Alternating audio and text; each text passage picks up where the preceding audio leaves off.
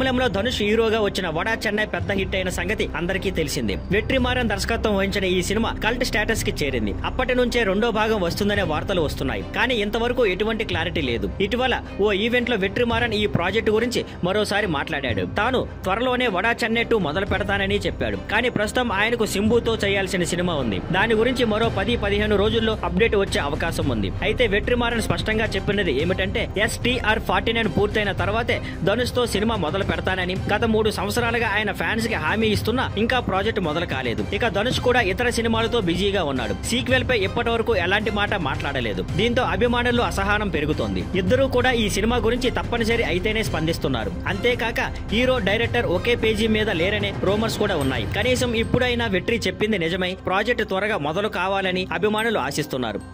Thank you for watching. Please like, share and subscribe.